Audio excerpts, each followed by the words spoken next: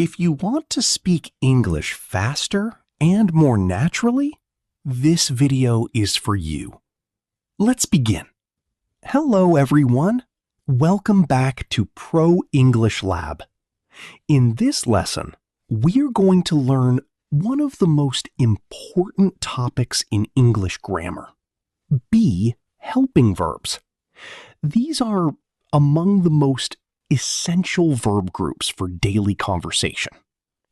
We'll learn what they are, when we use them, and how they work in the present, past, and future tenses. We'll also learn how to use been and being with clear, everyday examples. So, let's get started. Be helping verbs.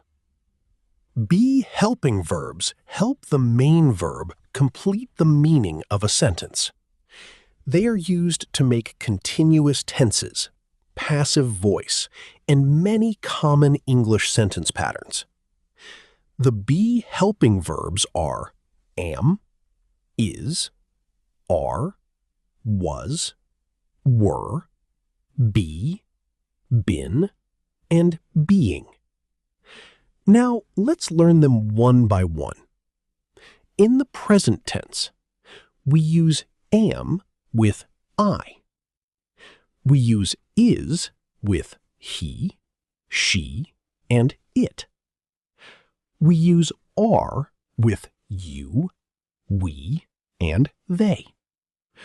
Let's look at some examples. I am studying English right now. In this sentence, am is the helping verb. You are working in the office today. In this sentence, are is the helping verb. He is sleeping in his room. In this sentence, is the helping verb. She is listening to music. In this sentence, is the helping verb. It is raining outside. In this sentence, is the helping verb. We are learning English together. In this sentence, are is the helping verb. They are playing football in the park. In this sentence, are is the helping verb.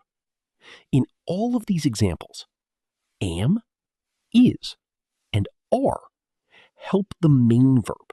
Now, let's move to the past tense.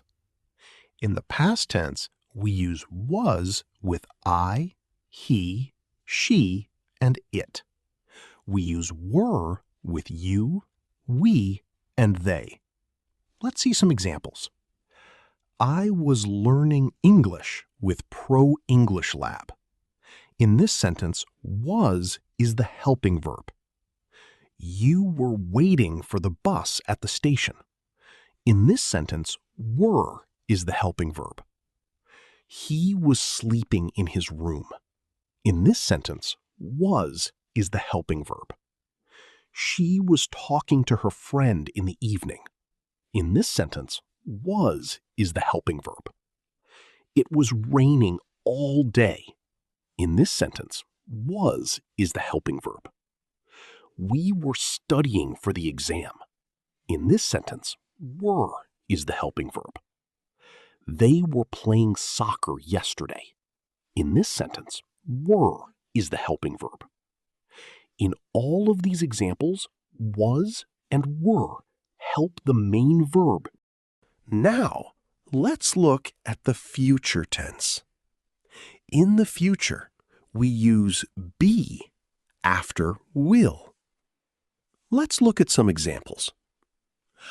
I will be attending an English class tomorrow.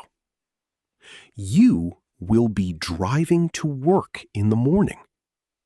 He will be watching a movie tonight. She will be talking to her parents this evening. It will be raining tonight.